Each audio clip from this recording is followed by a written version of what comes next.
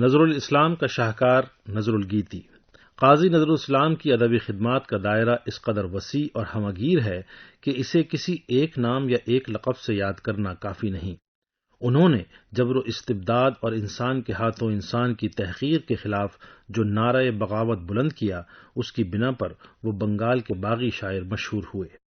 ایک طرف انہوں نے ظلم اور عدم رواداری کے خلاف آواز اٹھائی تو دوسری جانب بنگلہ شاعری کے روایتی اسلوب سے بھی انحراف کیا، اور دونوں حیثیتوں سے ان کی آواز انقلاب آفریں ثابت ہوئی۔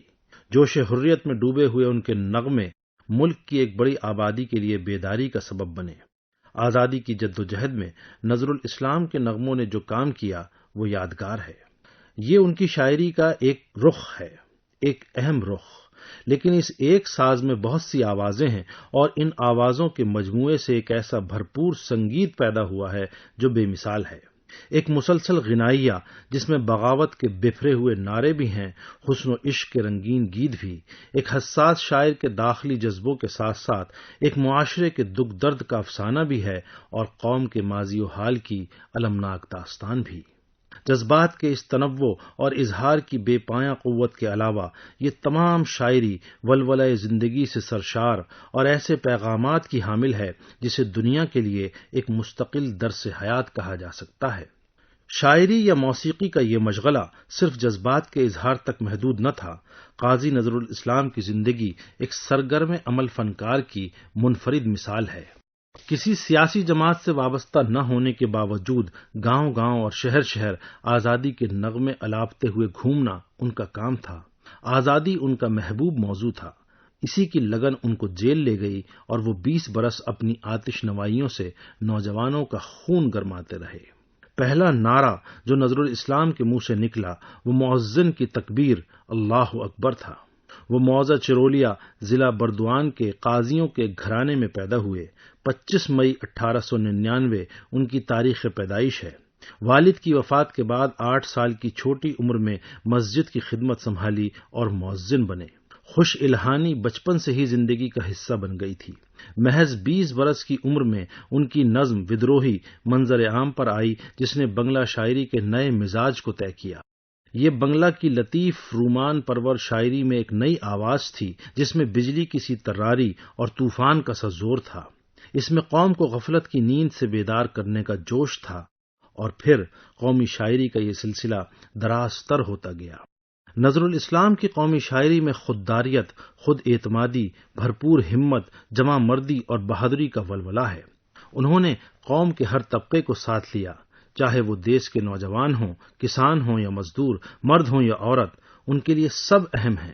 ان کی نظم ناخدا کا یہ انداز دیکھیے: رات اندھیری ہے، محب وطن پاسبانوں ہوشیار، مدت دراز کے دیرینہ درد و الم نے جنگ کا اعلان کر دیا ہے، محروم سینوں میں گہرے احساس انگڑائیاں لے رہے ہیں، انہیں راستے پر ضرور لانا ہوگا اور حق خود ارادیت دلانا ہوگا۔ بے بس قوم ڈوب کر مر رہی ہے، اسے تیرنا نہیں آتا، اے ناخدا آج ہم دیکھ لیں گے کہ اپنے وطن کو آزاد کرانے کے لیے تجھ میں عزم ہے یا نہیں۔ کون بدبخت پوچھتا ہے کہ وہ ہندو ہے یا مسلمان؟ اے ناخدا کہہ دے انسان ڈوب رہا ہے، اپنی ماں کی اولاد ڈوب رہی ہے۔ چوتھی دہائی کے آغاز میں نظر الاسلام کی تخلیقی پرواز بلا شبہ انہیں ایک نامعلوم آفاق، ایک اندیکھی منزل کی جانب لے گئی۔ یہ موسیقی کی بے کراں دنیا تھی۔ انہوں نے رابندر ناتھ ٹیگور کی طرح دنیائے موسیقی کو باقاعدہ اپنایا، اور بہت جلد ان کی شناخت ایک پرجوش گلوکار اور نئے گیتوں کے خالق کے طور پر ہونے لگی، جو اپنے گیتوں کے لیے دھنیں بھی خود ہی تیار کرتا تھا۔ اس عہد میں انہوں نے غزل کو بھی بنگلہ موسیقی میں روشناس کرایا۔ نظر الاسلام لفظوں کے انتخاب کا پاکیزہ ذوق رکھتے تھے۔ ان کے اس وصف نے غزل سے وابستہ لطیف جذبات کے اظہار کے لیے ان کی دھنوں کو اور پر اثر بنا دیا تھا۔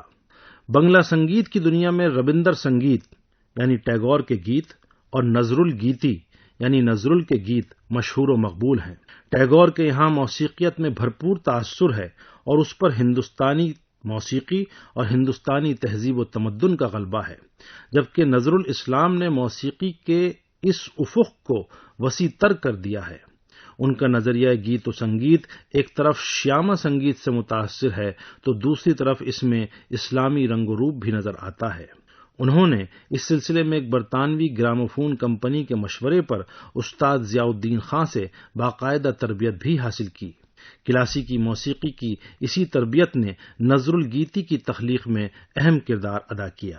خیال کیا جاتا ہے کہ نظر الاسلام نے 3500 گیت لکھے اور انہیں سنگیت سے سجایا، البتہ ان میں سے صرف 2000 گیت ہی بمشکل محفوظ رہے، باقی گیتوں کی جستجو نتیجہ خیز ثابت نہیں ہوئی۔ انہوں نے بھرپور طنز میں ڈوبے ہوئے اور تاثیر میں سفاکی کے حامل ایسے گیت تیار کیے جس نے بنگالی عوام کو اپنا گرویدہ بنا لیا۔ کیفیت، لہجے، نغمگی اور ترتیب کے اعتبار سے ان گیتوں میں حیرت انگیز تنوع ہے۔ یہ زندگی سے بھرپور اور جوش و ولولے سے معمور ایسے گیت ہیں جو سننے والوں پر ایک عجیب مسرت زا کیفیت طاری کر دیتے ہیں۔ ہر عہد میں نظر الگیتی اپنے سننے والوں کو متاثر کرتی رہی ہے۔ لفظوں کو سرتال عطا کرنے میں ان کا وجدان اور فطری ذوق جمال ہمیشہ ان کی رہبری کرتے۔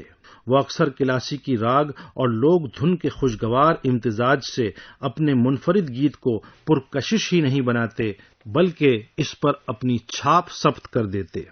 نظر الاسلام باغی شاعر تھے۔ ان کا جذبہ بغاوت اتنی ہی شدت کے ساتھ موسیقی کے میدان میں بروئے کار آیا۔ کہا جاتا ہے کہ شاعر نظرل کے مقابلے سنگیت کار نظرل زیادہ عظیم ہیں۔ شاعری میں روانی نے اکثر ان کا ساتھ نہیں دیا، تاہم گیتوں میں نظر الاسلام کے فطری جوہر خوب کھلے۔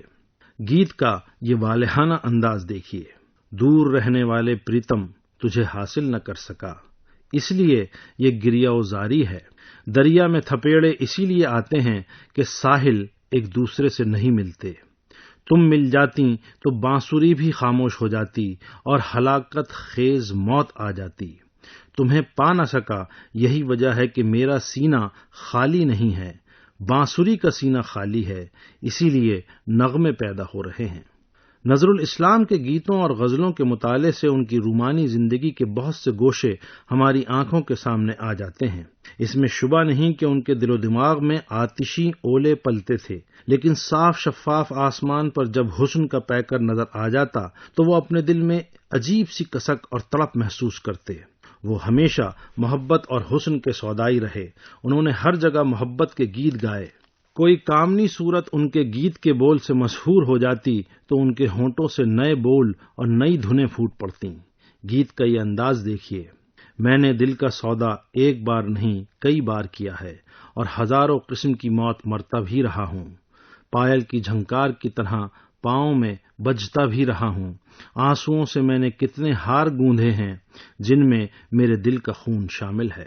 نظر الاسلام کی عشقیہ شاعری میں جذبات بکھرے ہوئے سمندر کی مانند تیز اور تند نظر آتے ہیں۔ اس میں زندگی ہے اور اس کی حلاوتیں ہیں، اثر ہے اور چبھن ہے۔ بنگال کی سحر خیز گھٹاؤں اور عطر بیز ہواؤں نے ان کی شاعری میں ایسی روح بھر دی ہے جو کبھی مر نہیں سکتی، جو لازوال اور انمٹ ہے۔ ان کی عشقیہ شاعری میں مایوسی کی جھلک نہیں ہے، وہ پر امید ہیں۔ وہ بازی ہار جانے کے بعد بھی محبت کے ہی گیت گاتے ہیں۔ اردو شعراء کی طرح وہ اپنے محبوب کی بے وفائی کا ذکر تو کرتے ہیں لیکن اس کی کج ادائی پر اس سے شکایت نہیں کرتے، ہمیشہ ملاقات کے تمنائی رہتے ہیں۔ لکھتے ہیں: شاید تم سے پھر وہاں ملاقات ہوگی جہاں یہ نیلا آکاش گلبن کی سرزمین کو بوسہ دیتا ہے، یا نہیں تو دور دراز گاؤں کے گیتوں میں یا سونسان راہوں یا زو بار میدانوں میں تم آہستہ آہستہ مسکرا کر میرا ہاتھ پکڑ لو گی۔